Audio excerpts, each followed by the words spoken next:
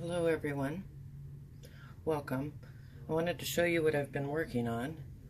I ordered these cake plates from Amazon. They're silicone cake plate molds, and they have been working wonderful for this project.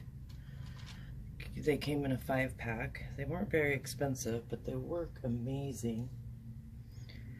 And I've already mixed up my resin, and I wanted to show you that I used mica powder, the avocado and the kiwi, to color my resin. This has been a lot of fun to work with also. I'm going to show you how I mix my mica into my resin.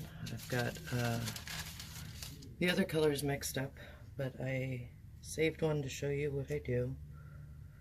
And I have a little cup. I've been using these little cups, and they actually work really well because I set them on their side and let them dry, and when they're dry I'm able to just peel and use them again. So that's been kind of fun. So let me show you how I did my mica. So the mica come in little pouches. You don't need a lot. If you want a lot of color, you put a lot in. If you just want a little bit of tint to the resin, you just put a little bit in. That's as much as I use. Not very much at all. And I stir it right into my resin. I like this mica powder because it's kind of got an iridescent glow to it. I don't know if you can see that in my lighting. Try to fix the lights. You can see it's really nothing to it at all. You can also use acrylic paint,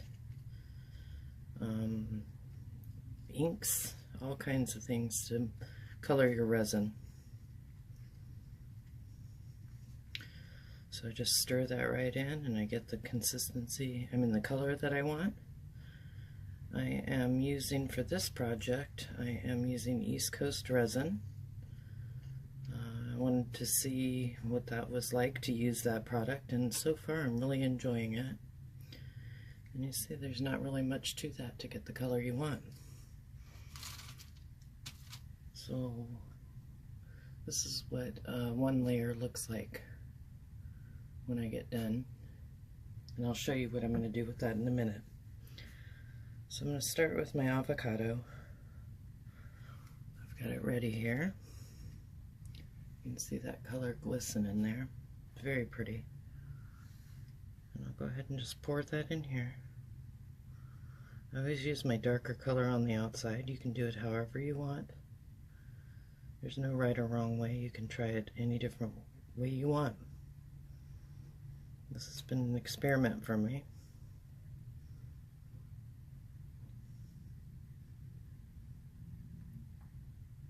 You pour that in there. I do the edges a little darker because when you see what I'm going to do with it afterwards, you'll understand why. So there's the avocado.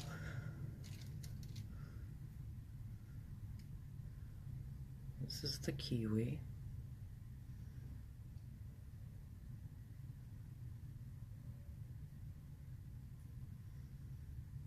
When you pour the resin in, it'll start moving.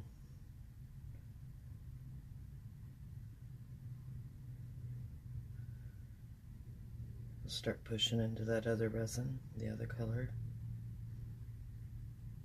There's the kiwi. And this one's called corn. It's kind of a gold, the one I showed you.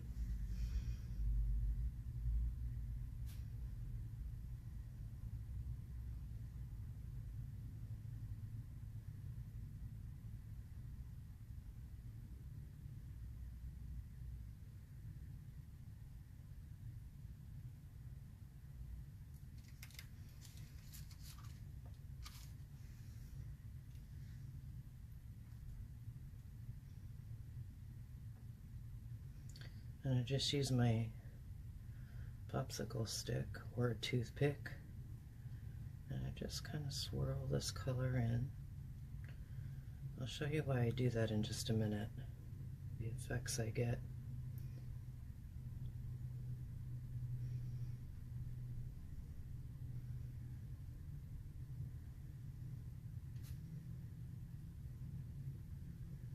And I set this aside and I let it dry thoroughly overnight.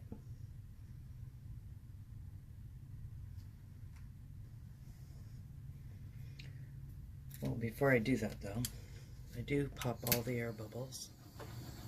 Doesn't take much. I just use my torch real quick. Just kind of go over it. I'm not trying to heat up the resin so much as I'm just trying to pop the air bubbles.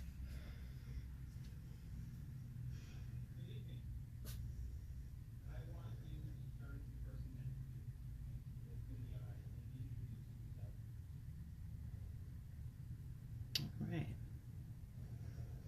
And I just kind of do this for effect. It's not something you have to do. But I think it looks so pretty, the final outcome.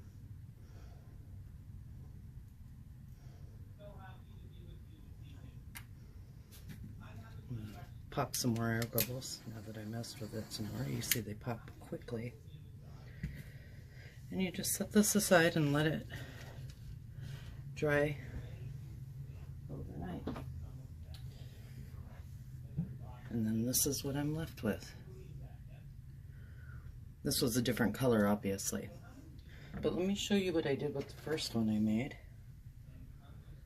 I went in and added dots. And then I added another layer of clear. And now I'm coming back through and I'm adding more dots. And then I'll top it off with another layer of clear. And you can see that design in the middle turned out really pretty. Swirl it with a stick. You can see some of my dots laying on top of other dots that are below it, and it just gives it some depth. And I was hoping to be able to use these for trivets. We will find out how that works here in a little bit when I finish this one up and actually test it out. So I'm going to show you. I've done most of my second coat of dots with the gold and with the red. I used the metallic paint. I'm not that great with dots or mandalas, but I'm learning. I'm kind of learning as I go. So this is royal gold metallic. And I'm just going to come in right over the first dots that I did.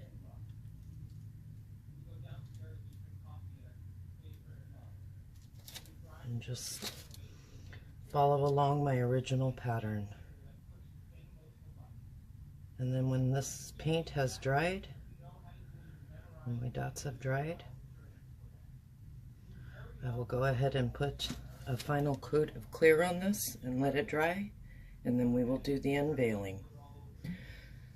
So I hope I gave you guys some ideas to work with here.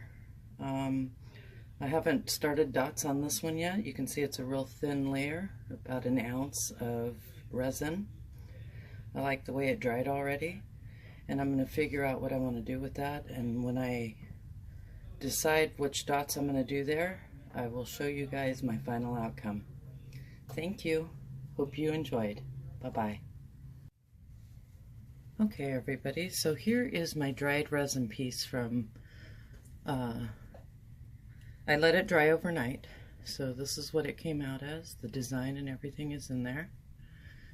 Trying to get this where the light's not so bright. It looks very pretty just as is. I went ahead and added dots to my other one. So this is ready for another coat of resin. I'm gonna go ahead and dot this one today. This is one that I worked on. I'm not that great with mandalas, but you know, I'm getting there, and that sure does look pretty. So that's ready for another resin coat. And this is the first one that I did with the second layer of dots.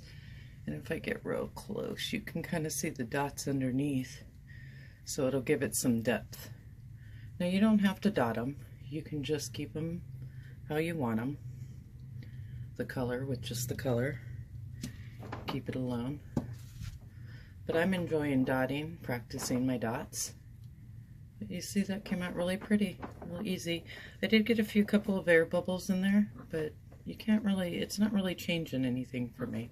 See if you can see one. You can see them in there. But the colors with the mica powder look really, really good. So I'm going to go ahead and figure out which dotting I want to do on this one, probably on the outer layer, so I can keep this pretty in the middle. And I'm going to give these all another coat of resin, and then I'll let you guys see the final outcome. This one I'm going to keep double. The other ones I'm going to probably leave this one as is and just top it off with some resin. Probably top this one off with resin. I haven't quite decided what I'm doing with that one. But that gives you an idea of how these so-called trivets will look. My East Coast resin that I'm using on all of these has about a half an hour work time. And I've been having a lot of fun. And also I was going to show you one more example of taking that resin out of these cups so I can reuse them. Sometimes you're going to have to dig a little bit, but you see how quick and easy that is, and then I've got this to use again for the future. Anyway, just thought I would update you on that, and I will come back when these are all dried up. Thank you. Bye-bye. Okay guys, so these have, welcome back. These have dried overnight. You can see they're kind of shiny and very pretty. They have worked out really well. really enjoyed making these. Probably going to unveil this one today. This is the one that I worked on last night. I painted the edges. And then I added another layer. This may be ready. They are dry enough for me to pull them out. Some of them are a little smaller than others, so I'm just wondering if maybe I should add another layer of resin to them. But I'm going to go ahead and unveil this one because it seems to be thick enough.